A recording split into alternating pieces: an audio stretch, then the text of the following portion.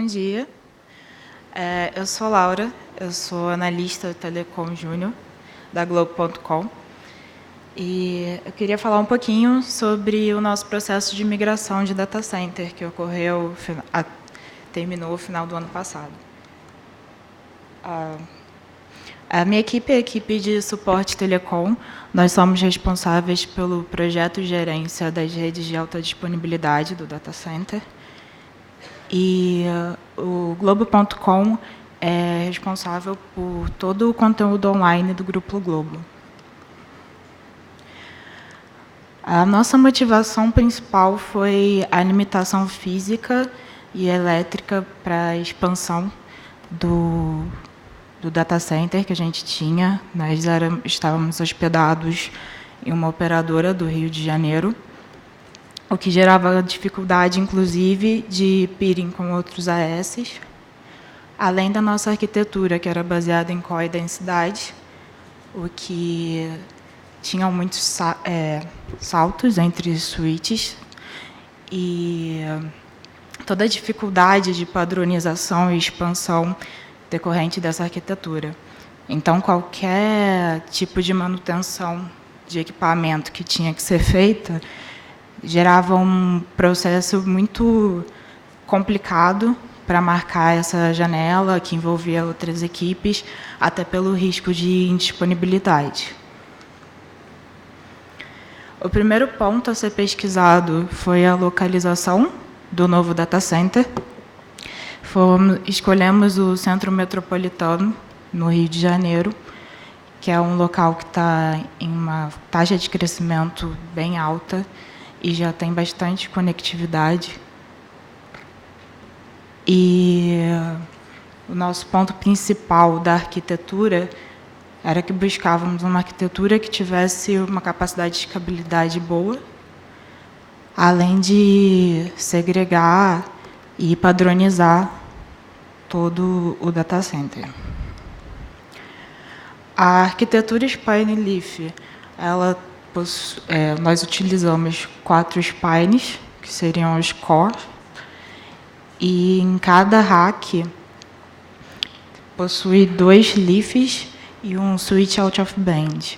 Esses leafs são responsáveis por garantir a conectividade de todos os equipamentos que estão em cada rack. Cada leaf é conectado em 2 desses spines, gerando, assim, vários caminhos possíveis de requisição entre servidores, de mesmo número de salto, e a conectividade foi feita em Layer 3. O mais interessante dessa arquitetura é que, com a modularização em rack do data center, é muito tranquila a escalar, crescer toda essa arquitetura. Quando precisamos de mais servidores, de mais equipamentos, é só o processo de subir um novo rack. Nós projetamos para que tenhamos até 120 racks em cada sala. E a alta disponibilidade é baseada principalmente na redundância dos equipamentos.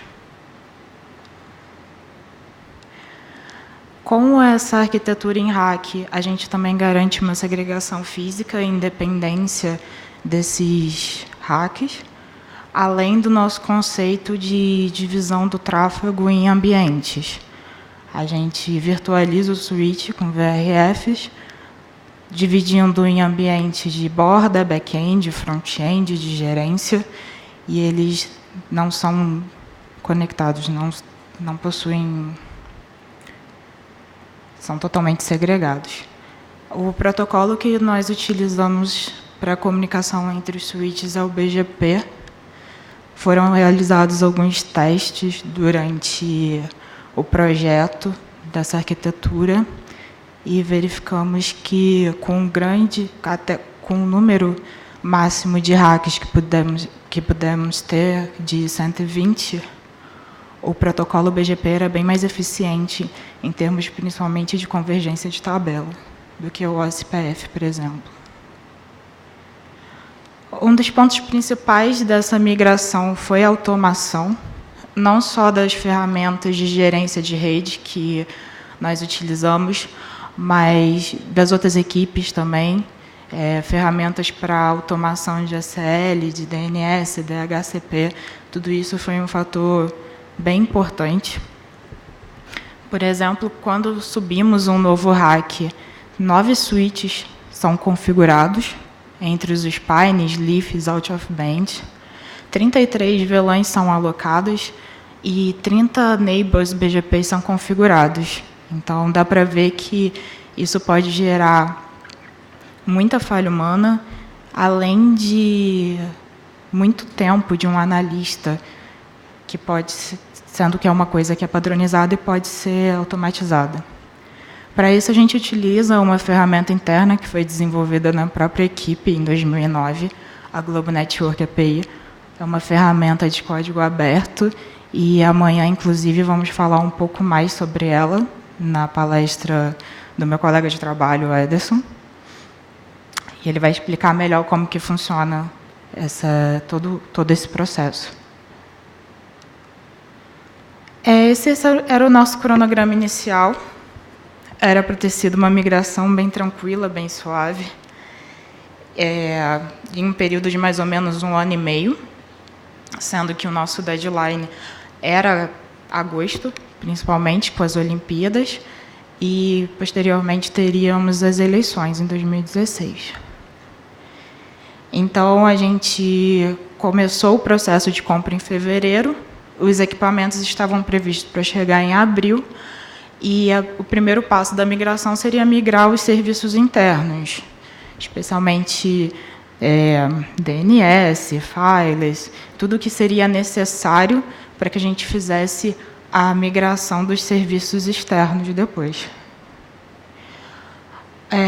A gente contou com um link interno ligando o antigo data center ao novo, de 80 GB, e durante um tempo, especialmente enquanto a nossa conectividade estava no antigo data center, esse link foi muito importante para a troca de tráfego entre os data centers.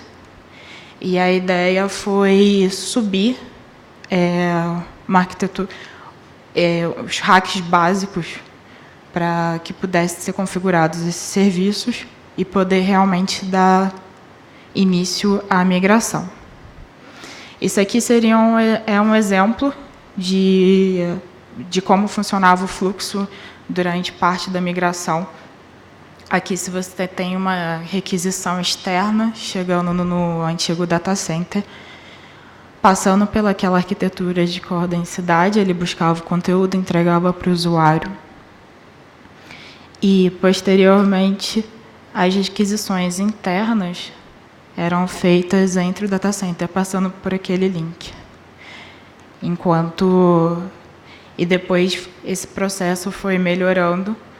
Por um tempo, a gente teve os 2 data centers trabalhando em paralelo, enquanto a gente começou a ter conectividade no novo data center também. Então, o usuário que chegasse no novo data center pegava o conteúdo, saía por lá, e no antigo também saía direto pelo antigo. Esse aí seria o nosso cronograma atualizado.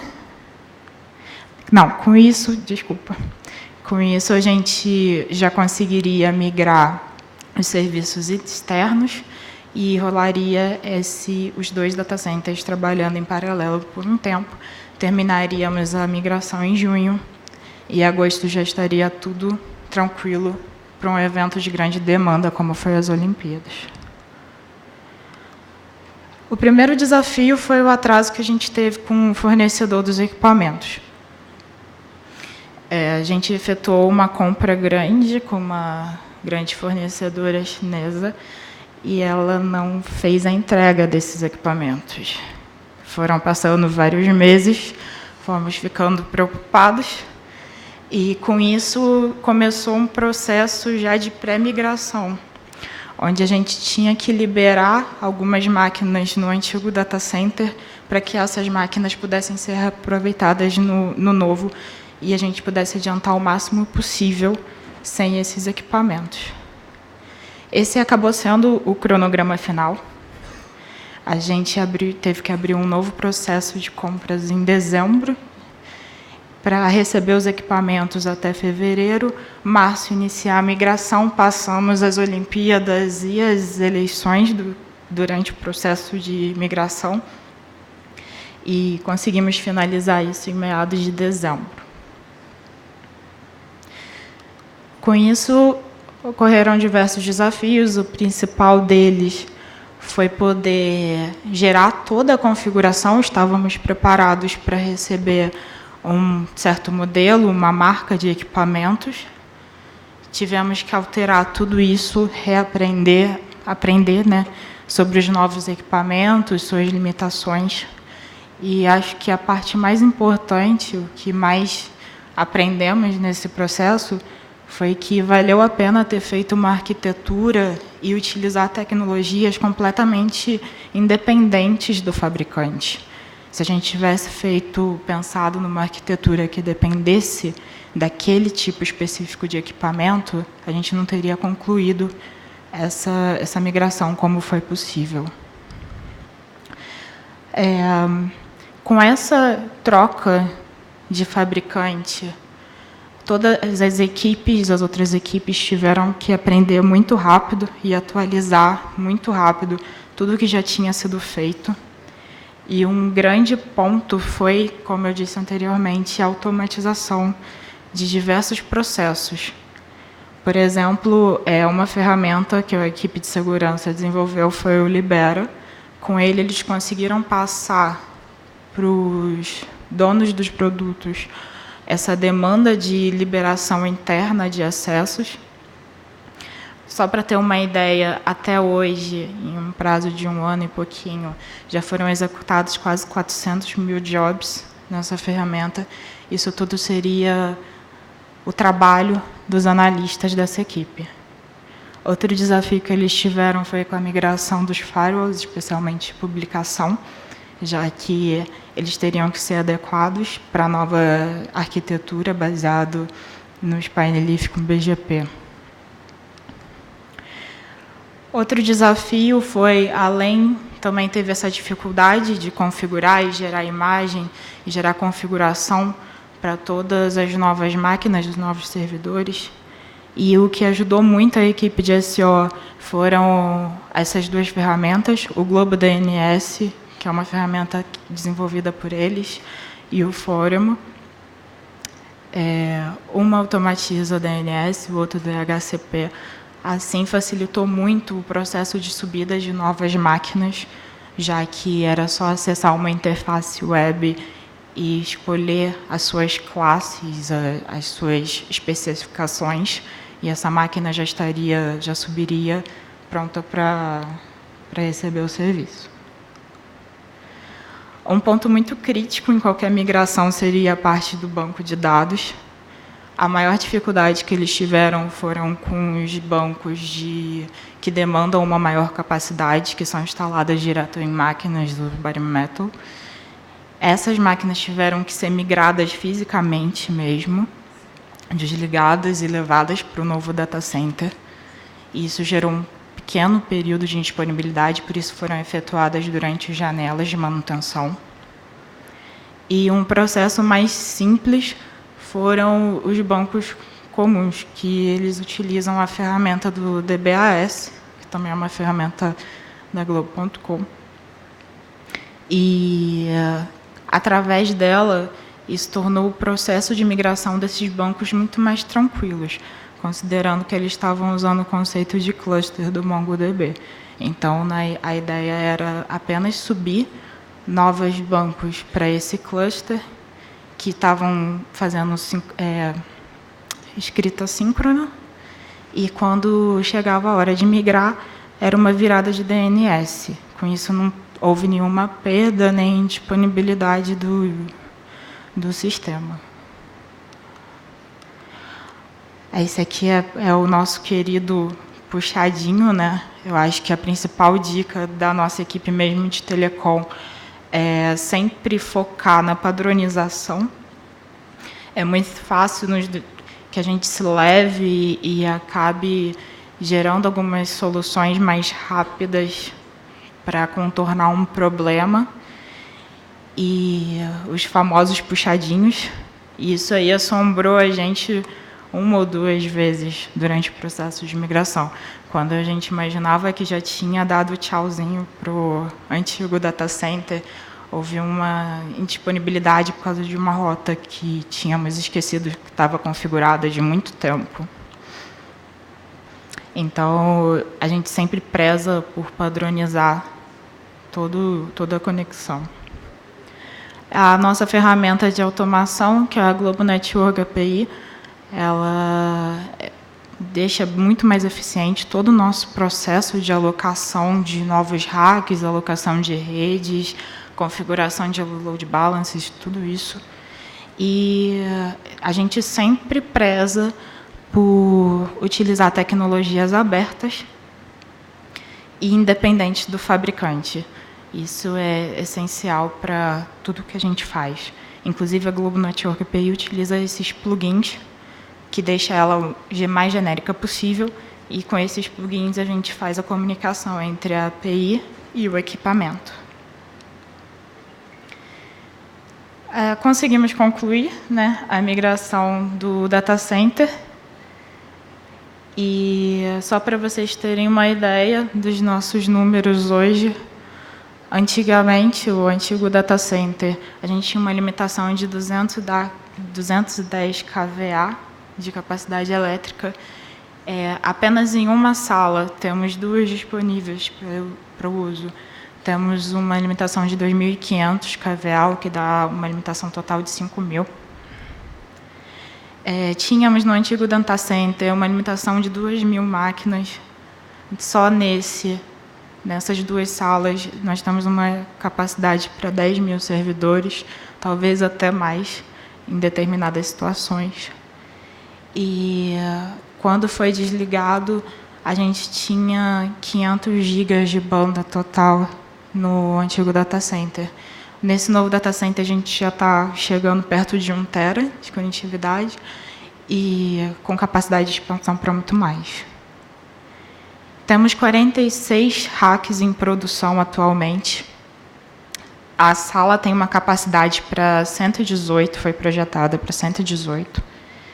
Já estamos com 1.500 máquinas disponíveis, servidores disponíveis. Tem essa limitação de 10.000 e não estamos utilizando nem metade de uma sala. Ainda temos uma segunda. Com a migração do data center também surgiu a oportunidade da gente ter o Pix Globo. A Globo sempre preza pela colaboração do desenvolvimento de tecnologias, pela colaboração do crescimento da internet na região, e esse foi um foco que a gente deu para esse projeto.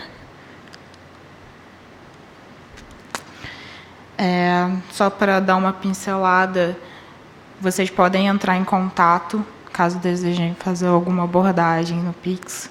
Vocês podem entrar em contato pelo ptt-rj.corp.globo.com, agendar uma vistoria. Se vocês gostaram, se realmente desejam fazer a abordagem, é só abrir uma solicitação no XBR, e tudo isso é feito sem nenhum custo. A Globo não tem interesse em cobrar trânsito, nem nada do tipo, até por sermos um provedor de conteúdo. Tivemos grandes aprendizados, acho que o principal deles é treinamento. Nós realizamos bastante treinamento com as equipes de operação, principalmente 24/7, para passar o conhecimento, compartilhar o conhecimento das novas tecnologias que seriam utilizadas, da nova arquitetura. Muita conversa com as outras equipes de suporte, e ainda assim a gente sentiu falta de mais treinamento, especialmente com os donos dos serviços, dos produtos da Globo.com. Durante a migração, eles ficaram muito perdidos e procuravam bastante a gente, então, durante um tempo, a única coisa que a gente fazia era realmente dar suporte para essa migração. A parte de homologação, quando o projeto da arquitetura já estava pronto, muitos testes foram realizados e realizamos testes com diversos fabricantes, não ficamos fechados em apenas um, entramos em contato, pedimos autorização e testamos tudo aquilo que a gente tinha programado. E isso foi muito importante, especialmente porque a gente validou que tudo aquilo funcionava em qualquer modelo e marca de equipamento. Automatização foi o ponto-chave, especialmente que com o atraso dos equipamentos, se a gente não tivesse essas ferramentas para automatizar esse processo, a gente não teria conseguido entregar o data center a tempo, isso com certeza. E todas essas ferramentas, a maioria delas são de código aberto, estão disponíveis no repositório da Globo.com, do GitHub. E a monitoração. Todos esses serviços são monitorados, monitoração da rede. Isso ajudou bastante no troubleshoot, que, obviamente, ocorriam pequenos problemas durante a migração, e foi essencial para que a gente chegasse na raiz do problema rapidamente. Obrigada. Esses são alguns e-mails de contato. O BGP a gente utiliza para quem tiver dúvidas de como fazer peering com a gente. PTT-RJ é utilizado para o Pix Globo, quem tiver dúvidas sobre a abordagem. E o GitHub da Globo tem as nossas ferramentas de código aberto, podem dar uma olhada. Só isso. Obrigada.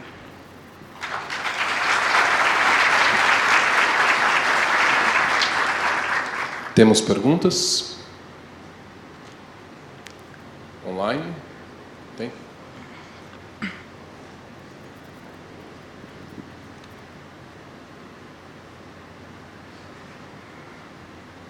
Bom dia, Laura, tudo bom? Olá. Eu sou Carol Forte, da Fonest Precision. Minha pergunta é um pouco complexa, então eu vou até ler, porque eu não estou aqui. Eu gostaria de saber qual foi o critério para a escolha do fabricante dos switches que vocês compraram. Uhum. Se os switches foram comprados full equipped, com todos os transceivers, né, porque eu sou fabricante de transceivers. E com a frustração na entrega, a escolha do novo fabricante foi baseada em quais critérios? E se o fabricante que não fez a entrega no prazo foi meio que banido da lista de fornecedores? Bom, resumindo da melhor forma que eu posso, depois a gente pode conversar melhor sobre isso ali na salinha do coffee break, mas como a gente efetua um processo de compra muito mais amplo, a gente não fomos abordados, nem abordamos apenas um fabricante, como eu disse, fizemos a homologação de vários fabricantes, de diversos equipamentos. A capacidade dos equipamentos e custos, obviamente, foram levados em conta e chegamos num acordo com essa fornecedora. Quando vimos que os equipamentos não chegariam, eles estavam enrolando muito, foi aberto outro processo de compra, mas foi um processo mais tranquilo, porque a gente já tinha efetuado esses testes, já tinha feito toda uma pesquisa, então já tínhamos o segundo que poderia ser escolhido, o terceiro que poderia ser escolhido, foi um processo mais tranquilo. Não sei exatamente sobre a parte dos transceivers. Imagino que não necessariamente, que pode ter sido com outra empresa, mas eu posso confirmar e te respondo direitinho daqui a pouco. Ok? Laura, Leandro Bertoldo, Universidade Federal do Rio Grande do Sul. Olá. A topologia que tu usaste, assim, pelo que eu vi, Spine Leaf, toda em camada 3, me ficaram algumas dúvidas. Por exemplo, tu tem a possibilidade de passar VLANs entre racks, ou vocês aboliram isso totalmente? Ou tu está usando algum tipo de MPLS, ou, sei lá, VXLAN, para fazer a passagem de um data center para outro? Ou está tudo em camada 3 e tu está simplesmente fazendo balanceamento de aplicação? Sim. Não estamos utilizando nenhuma ligação entre um rack e outro, até porque essa segregação é importante. Qualquer indisponibilidade em um rack não afeta em outros. Poderia ter sido utilizada a VLAN estendida, a VXLAN, mas não foi do nosso interesse utilizar também. Tá, então eu deduzo que vocês não estão usando o VXLAN, não estão usando Trio, não estão usando SPB e nenhum tipo de spanning tree entre racks. O Marcos pode falar um pouquinho melhor sobre isso. Bom dia, sou o Marcos, trabalho com a Lara também, só complementando um pouquinho. A gente fez hoje o uso só do BGP L3 no Fabric.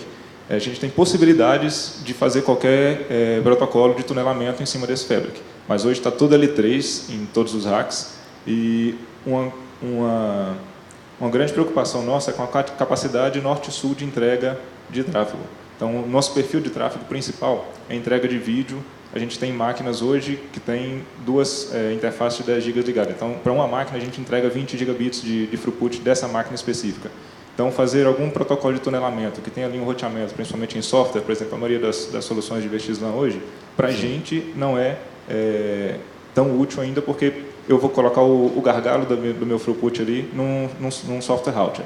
Então, perfeito. É possível você colocar qualquer protocolo de tunelamento, você colocar um VXLAN, mas hoje a gente ainda não utiliza porque a gente tem essa preocupação para a nossa topologia, para o nosso perfil de tráfego, de não utilizar esse software router lá ainda. Tá. Exatamente por causa de performance, né, que o pessoal fala em VXLAN, mas é um problema de performance. E algum tipo de passagem de VLANs entre racks ou entre data centers tu não tem? Não, também não fizemos nenhuma expansão de VLAN. Todas as VLANs são restritas dentro do rack? A ligação do data center é feita com MPLS. A gente suporta ali 2 VPN, mas a gente não quis fazer nenhuma extensão de VLAN entre data centers. Tá. E o teu balanceamento é só balanceamento de aplicação, então, dentro de um rack para o outro? Porque os racks são totalmente independentes, eles têm uma cópia e tu faz balanceamento dos dois? Sim. Tá, ok, obrigado. Bom dia, Rafael da Local Web. Eu gostaria de saber se durante a implementação da migração dos dois data centers vocês tiveram alguma disponibilidade de link e como vocês trataram esse tipo de disponibilidade do intralink que vocês tiveram durante o período de migração. Tivemos sim. Nós tínhamos redundância do link. Você fala entre o novo e o antigo data center, aquele que eu falei, né? Pois é. Tivemos uma pequena disponibilidade, pelo que eu me lembro, e a gente tinha um link redundante passando pela sede da Globo.com, citar. Passava o antigo pelo citar para o novo. Isso aí ajudou a segurar por um tempo e já entramos em contato, pedimos para que fosse avaliado o problema da fibra. Não foi nada que impactou tanto Foi só uma vez, um dia, não impactou tanto o processo. As viradas de DNS de um data center para o outro, só DNS? Principalmente. A maioria dos serviços foi virada de DNS. Alguns, tipo o Firewall, acabou sendo migração de publicação, acabou sendo a migração de tudo mesmo, com rede, com tudo.